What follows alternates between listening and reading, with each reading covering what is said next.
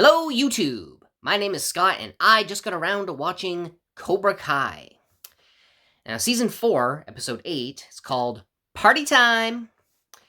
And that is because a lot of it revolves around the West Valley Junior Prom. And I'll get to that in a little bit. Because it starts off with the return of Stingray. I get that, he thought being in Cobra Kai was so awesome and all, and obviously he has more confidence in himself. Dude is living with his sister. His neighbor has totally called him out, knows exactly who he is, called him Stink Ray, which makes a little more sense, actually.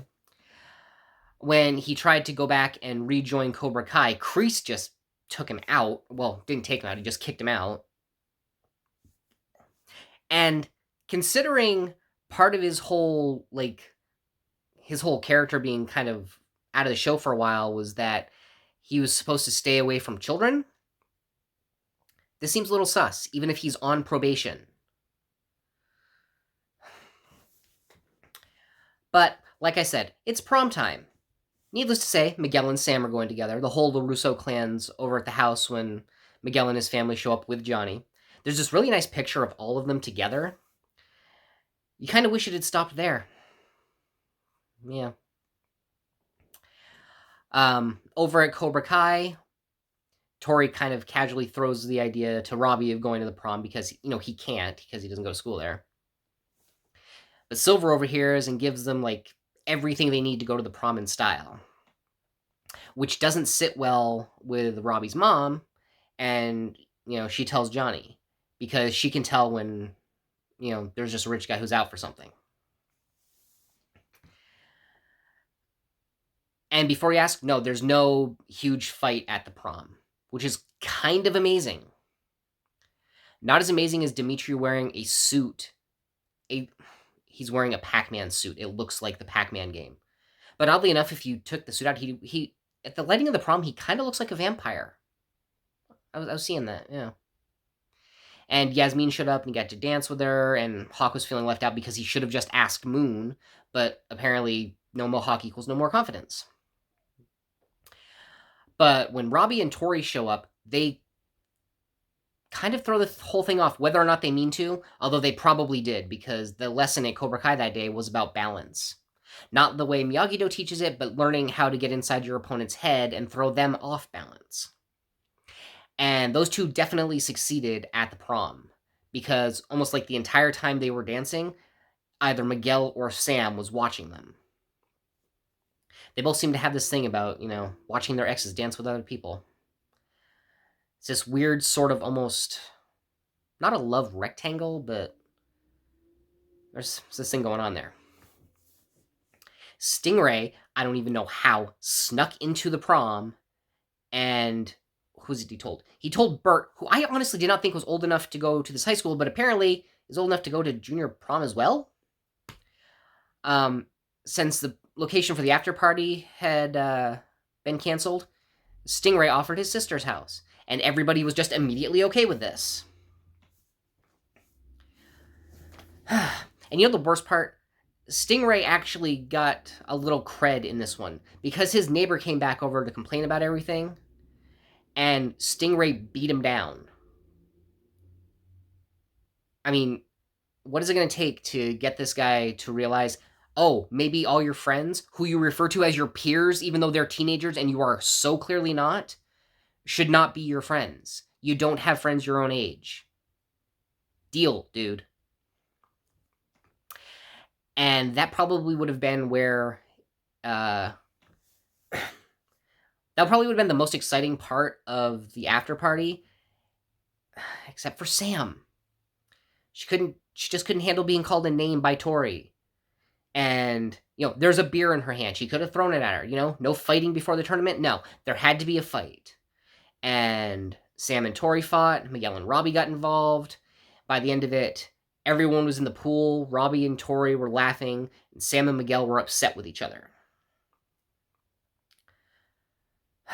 So, in a way, mission accomplished, Cobra Kai. And I don't even know if they thought, or if they knew they were doing it. Now, what else? Right, almost forgot. So, since Robbie's mom had told Johnny about what Silver did, Johnny went to confront them by breaking into Cobra Kai. Not a good idea, really. But Silver told him to meet him at a different location, the location of the original Cobra Kai dojo. And Silver is on this crazy kick to apparently prove himself to Kreese because he lured Johnny there to kick the crap out of him, which he proceeded to do, even though Johnny has learned a little bit of defense from Miyagi-Do. But oddly enough, that didn't sit right with Kreese, who I think has just been waiting this entire time for Johnny to realize that he needs to return to the Cobra Kai fold, even though he's clearly never going to. And interestingly, Silver took it out the next day on Stingray, who came back into Cobra Kai and was talking about how, he should be back in the dojo. And Silver, who's just drunk, complaining about, again, about his loyalty, just put Stingray through a total beatdown, even worse than he gave his neighbor. I think Silver's really going off the deep end, and hopefully, he realizes it. And maybe he'll, just be out. I don't know. I keep having this fantasy that somehow, like, after the All Valley tournament, either Eagle Fang or Miyagi-Do is going to win, and instead of folding, Johnny's going to take over Cobra Kai. So, we'll see. And there's one other bit that is kind of something. So the whole family was at the LaRusso house for prom, right? Well, this included Daniel's cousin Vanessa, who apparently knows a little bit of psychology. And after psychoanalyzing Daniel and Amanda, not Anthony, even though he's the one who's been grounded this whole time, Daniel, he goes to talk to Anthony, trying to make things right. He hears a sound. It's a tablet. Anthony's been banished to his room without any electronics, and this is quite literally the breaking point for Daniel, by which I mean he took the tablet and broke it over his knee. So far from his usual parenting techniques with Sam, and really with Anthony up until this point. But the strange thing is, it works. Because the next day, Anthony's taking out the trash without being asked. And I think that's when Daniel realized that, his parenting style needs to be kind of a little bit different with each kid. To which I can relate. I got 3 of them myself. All in all, this episode was kind of all over the place, and I almost forgot something really important. Damn. In the midst of the big fight at the party, Robbie had Miguel in like a lock and telling him how, Johnny was just trying to be a better dad, like a father figure to him to make up for the bad job he did with Robbie. And unfortunately, he might have been right, because Miguel wanted to go talk to Johnny. Johnny's lying on the floor drunk. Another broken TV. That seemed to kind of be his thing. So Miguel put Johnny to bed. He said he was okay, but he's lying there like drunk and on the verge of passing out. So he should not have been lying on his back. He should have been lying on his side in case he threw up. But that's neither here nor there. And Johnny was talking about how he just wanted to do right by him and wanted to be a father to him. Miguel was like, "You're doing just fine." He's like, "I love you." And it's this really beautiful moment. And Johnny dashed the whole thing by saying, "I love you too, Robbie." So that's going to come into play in the next 2 episodes, no doubt. It's funny how they kind of repaired their relationship in the last episode, and now it's like Johnny just took an axe to it again. It's all over the place in this world.